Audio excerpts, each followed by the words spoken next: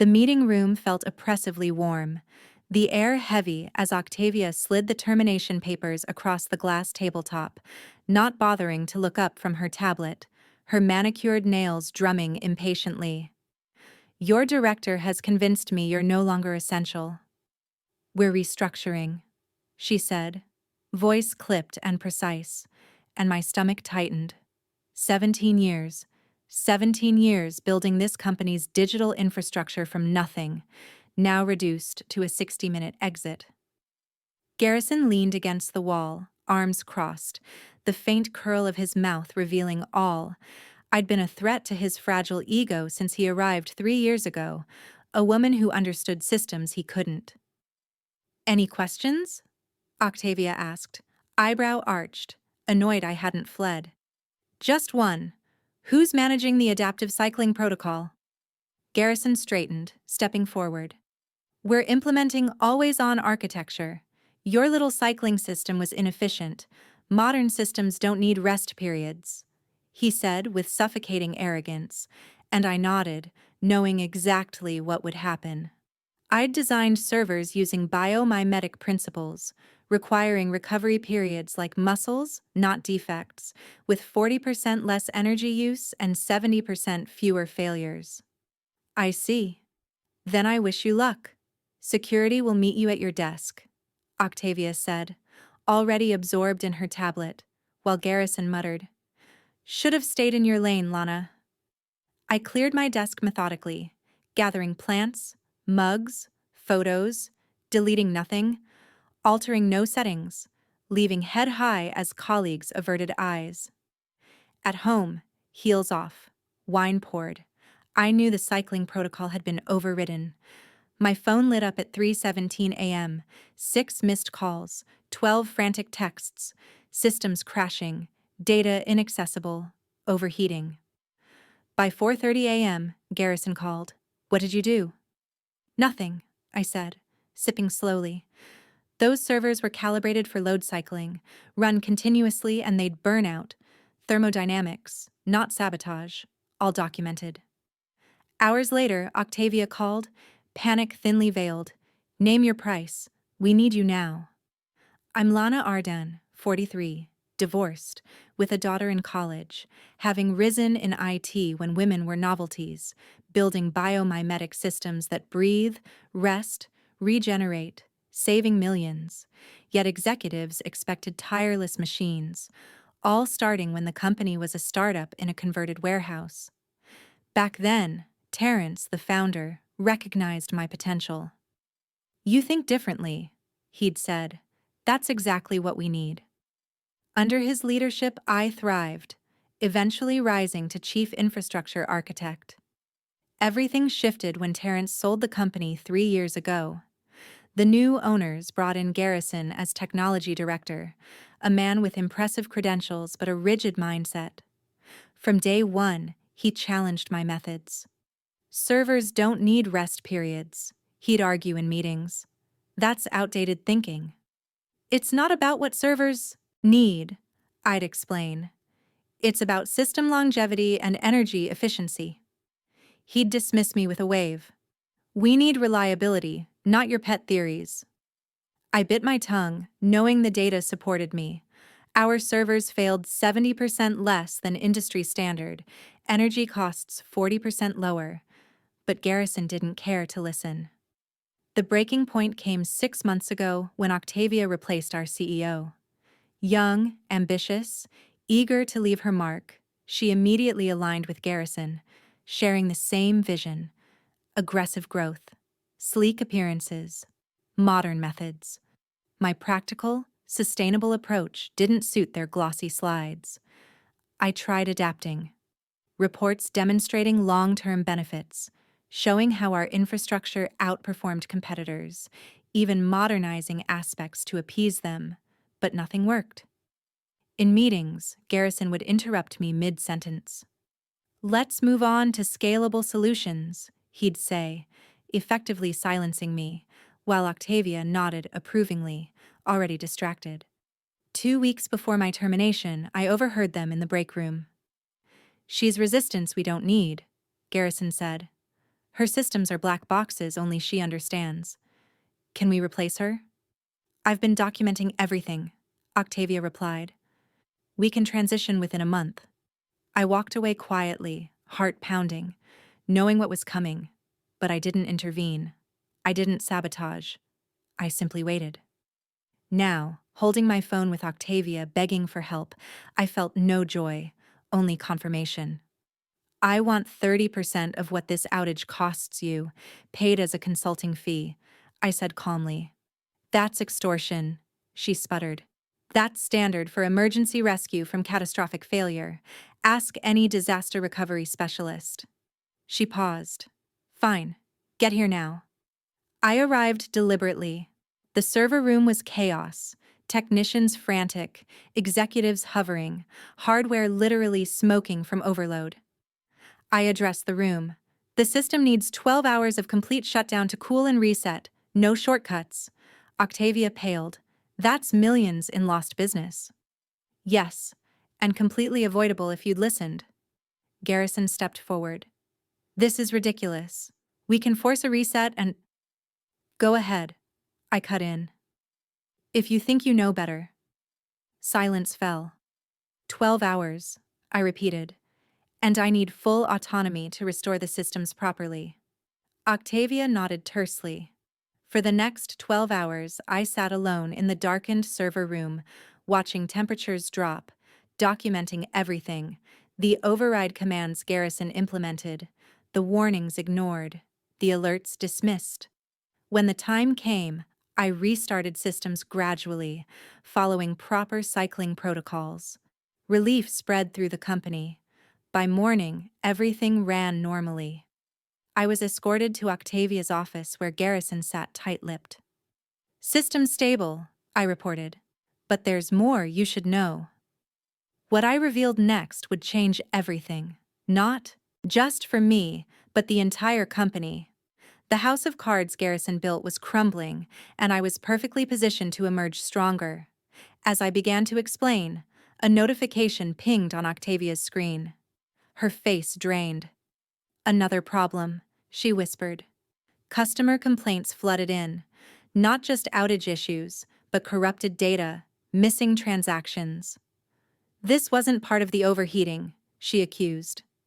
No, I said, setting down my coffee. This is the cascade effect I warned about in my quarterly report. Forcing continuous processing without cycling skips data integrity checkpoints.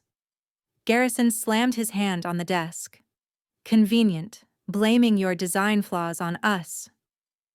My design accounted for human error, I countered, including the error of ignoring specifications. The tension was suffocating. Outside her glass office, employees hurried past, stealing glances. News of the disaster spread like wildfire. How long to fix it? Octavia asked, composure cracking. 3 days minimum. Some may be unrecoverable. Garrison stood. Unacceptable. I'll bring in an external team. Who won't understand the architecture? I interrupted. They'll take twice as long and recover half as much. Octavia's phone rang, and she glanced at the screen, eyes widening. It was Hudson, the company's largest client. She took the call on speaker, voice suddenly warm. Hudson, good morning. Is it? The man's voice was ice cold. We've lost access to our entire inventory system. Warehouses are at a standstill. That's millions in shipping delays. What exactly is happening, Octavia? She looked at me pleadingly. I wrote a note. I can fix their system first. 4 hours. Hudson, I understand your frustration. We experienced a system-wide failure due to... She glanced at Garrison. An implementation error. Our lead architect is working on priority restoration. Your systems will be functional within 4 hours. 4 hours is still too long. We have 99.9% uptime guarantees. I understand. We'll discuss compensation once systems are restored. After she hung up, Octavia's professional facade crumbled. Fix Hudson systems first, then we'll discuss your consulting fee. I smiled politely. My fee just increased to 40%. That's absurd. Garrison exploded. Data recovery is more complex than system restoration. Different skill set, higher premium. I gathered my things. I need access to my old workstation and credentials. Give her whatever she needs, Octavia told Garrison. Working through Hudson's data issues took exactly 4 hours. Their systems came online first while the rest of the company remained in chaos. By evening, I'd stabilized about 30% of affected systems. As midnight approached, I sat alone in the server room, surrounded by humming equipment. The door opened. Garrison slipped in. "I know what you're doing," he said quietly. "Saving your career?" I didn't look up. "Playing the hero after sabotaging us," he said. I swiveled my chair to face him. "Serious accusation. You knew the cycling system would fail if altered. Documented in 12 reports you never read. Reports you were paid to read, Garrison. That was literally your job." He stepped closer. "I've been reviewing logs. Authentication shows you accessed the system remotely last night." My heart stuttered, but I stayed neutral. "That's my automated monitoring alert, pings daily to check status, documented in specifications." "Convenient," he muttered. "Thorough," I corrected. "Unlike your understanding of the infrastructure." He leaned down, voice low. "When this is over, you're done in this industry. I have connections you can't imagine." Threatening the person saving your company. Bold strategy. The next morning, I presented a recovery timeline to Octavia. 5 days to full restoration, critical systems prioritized. She looked exhausted. "The board meets this afternoon. They want answers. I'm sure Garrison has plenty of those. This was your system. You bear responsibility too." My system worked perfectly for 7 years. It failed the moment someone thought they knew better than its architect. Later, I was summoned to the boardroom. 12 executives sat around the table with Octavia and Garrison at one end. I was placed at the opposite, positioned as the adversary. Ellis, the board chairman, spoke first. "Miss Ardon, we understand you designed the infrastructure that failed." "I designed an infrastructure that ran flawlessly for 7 years with zero unplanned downtime. It failed when Director Lowry overrode core principles despite documented warnings." Garrison interjected. "The cycling protocol was outdated. Competitors use always-on architecture, yet have triple our hardware costs and double energy consumption." I countered. Ellis raised his hand. "The question is simple. How do we prevent this from happening again?" "Restore the original cycling protocols," I said. "Or modernize with redundant always-on systems," Garrison argued. A board member leaned forward. "What would that cost?" "Around $7 million for hardware upgrades, plus roughly $2 million annually in operating costs," Garrison said confidently. "To restore Miss Ardine's system? Zero additional cost. Hardware is designed for it." The room fell silent as they processed this. Ellis cleared his throat. "Miss Ardon, would you step outside while we deliberate?" In the hallway, I paced, running numbers through my mind. The outage had already cost them at least $10 million in lost revenue and client compensation. My 40% fee would be substantial. After 20 minutes, they called me back inside. "We've reached a decision," Ellis announced. "We'll reinstate your cycling protocol for now, but shift to a hybrid system over the next 6 months. We'd like to extend a 3-month contract for you to supervise the transition." I hadn't expected that.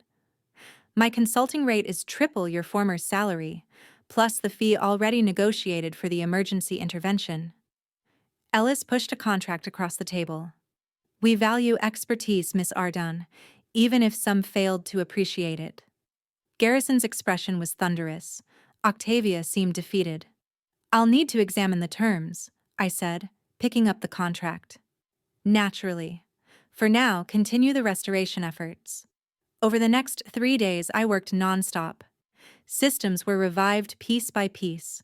Data was recovered where possible. The company crawled back toward functionality. On the fourth day, I caught Garrison in my old office, digging through my archived files. Searching for something? I asked from the doorway. He jerked slightly. Research for the transition plan. Those files are beyond your access rights. I'm the technology director. Nothing is beyond my jurisdiction. I stepped closer. You know what I think, Garrison?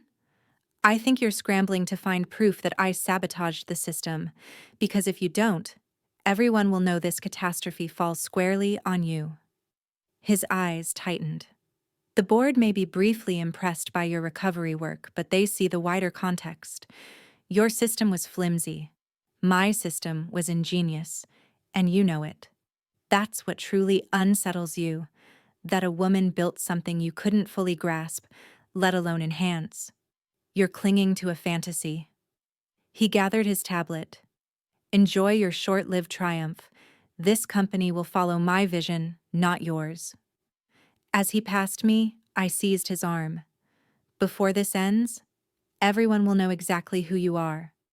That night, as I reviewed the contract the board had offered, I noticed something odd. A clause about intellectual property that had never appeared in my original agreement. I phoned Mira, my attorney. They're trying to claim ownership of your biomimetic computing methodology, she confirmed after reading the document. Not just the implementation you built for them, but the entire concept. That's why they're trying to bring me back. They're terrified I'll take it somewhere else. Precisely. And this transition plan they're pitching, it looks like they want you to document every detail. Then they'll probably fire you again once they have what they want. I pictured Garrison's arrogant face, Octavia's cold dismissal after 17 years. The board's sudden renewed respect now that they desperately needed me. What if I counter? I asked. With what conditions? I smiled, already knowing. Terms they can't decline, yet will regret agreeing to. The next morning, I returned with my revised contract and a flash drive containing something I uncovered during the recovery. Something that would upend everything. While waiting in the lobby for my meeting with Ellis, my phone buzzed with a text from an unknown number. Check your email now. We need to talk before you meet the board. I opened my inbox to find a message from Octavia's personal account, not the company one. The subject read, "What Garrison didn't tell you." The attachment was a chain of emails between Garrison and a man named Pierce from a rival company. My pulse quickened as I read, realizing I had misjudged how deep this plot ran and how perfectly positioned I now was to use it. The emails exposed a staggering betrayal. For 6 months, Garrison had been feeding information to Pierce, the CTO of our biggest competitor.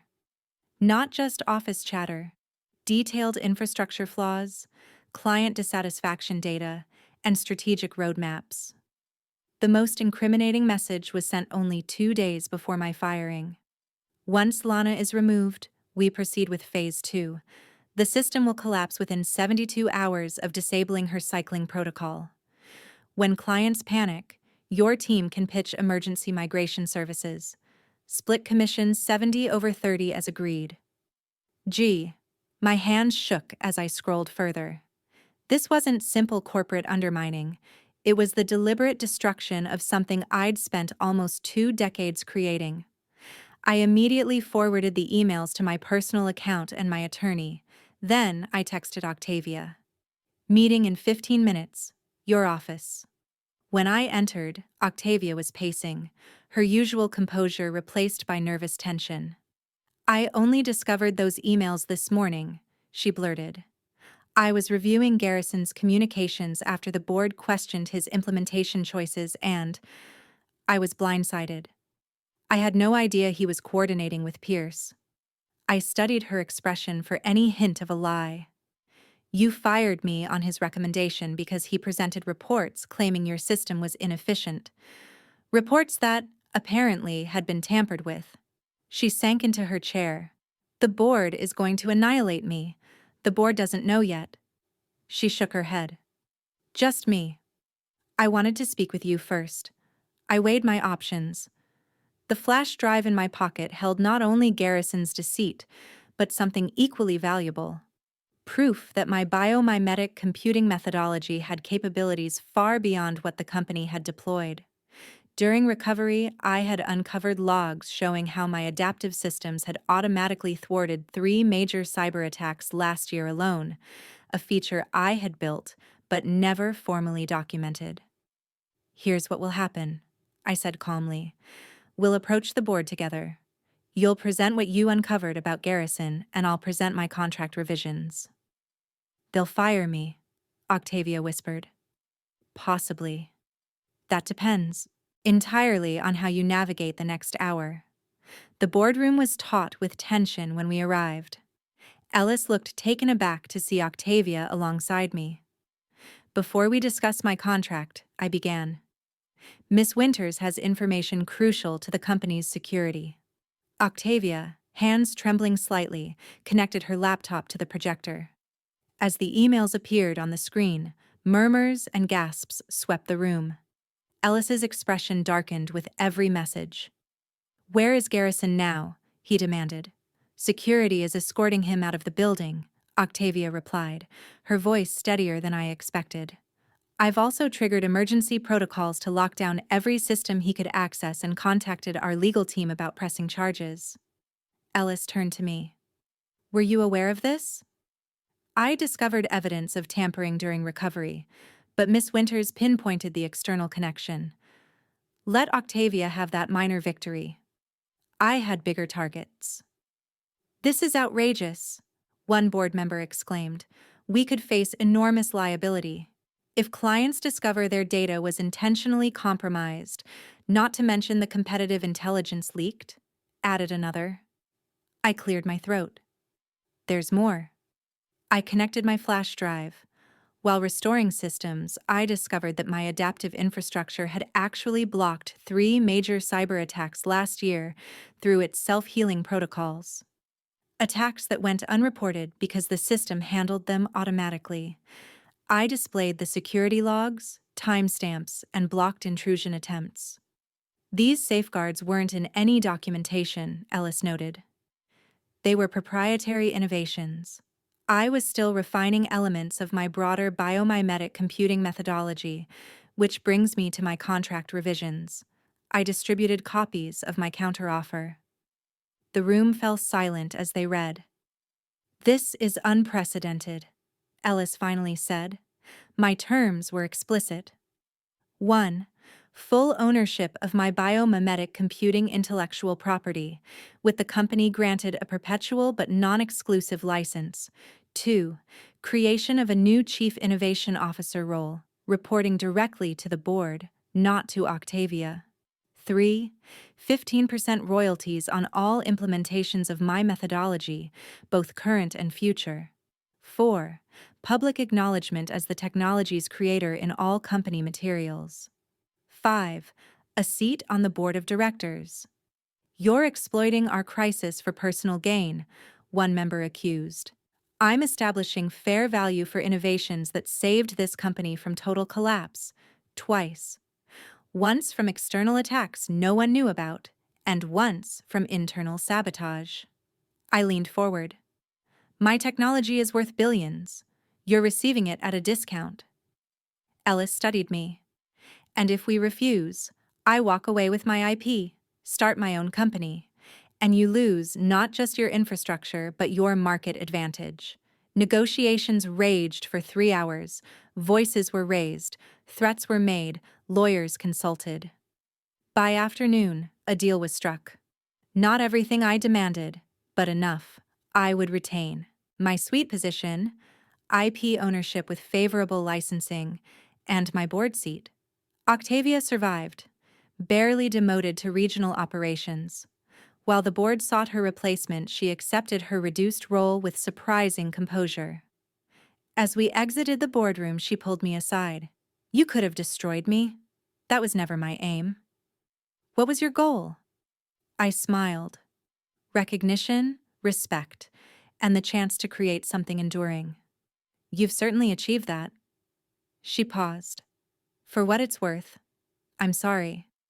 I should have investigated further before acting on Garrison's recommendations. Yes, you should have. I offered no absolution. Some bridges remained scorched.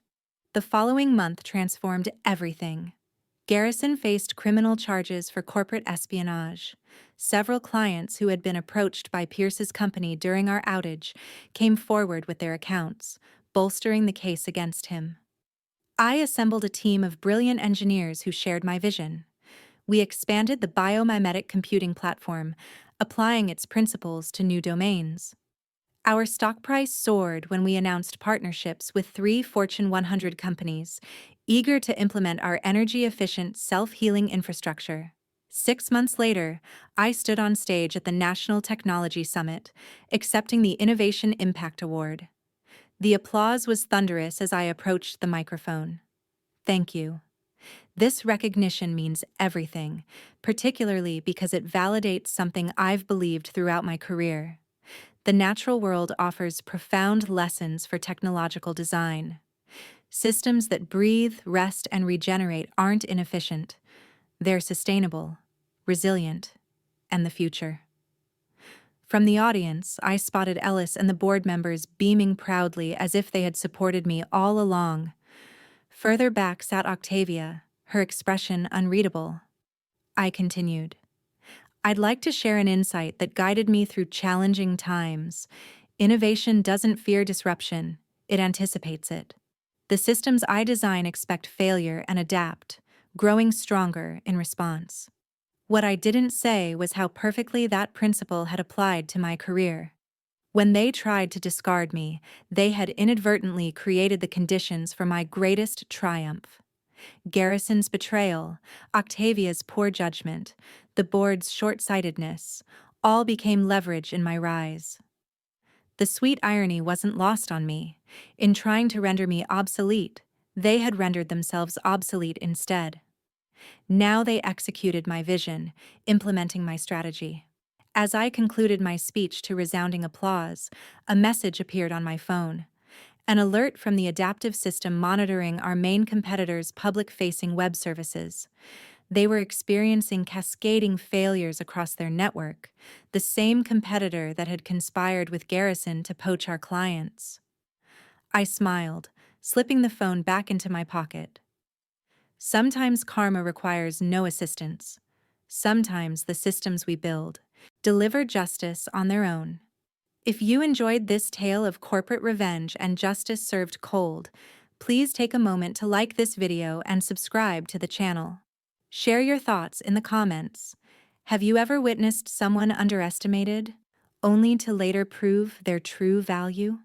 Your engagement helps bring more stories like Lana's to light, where intelligence and patience triumph over corporate politics and betrayal. Until next time, remember, being declared obsolete often just means they haven't caught up to where you already are.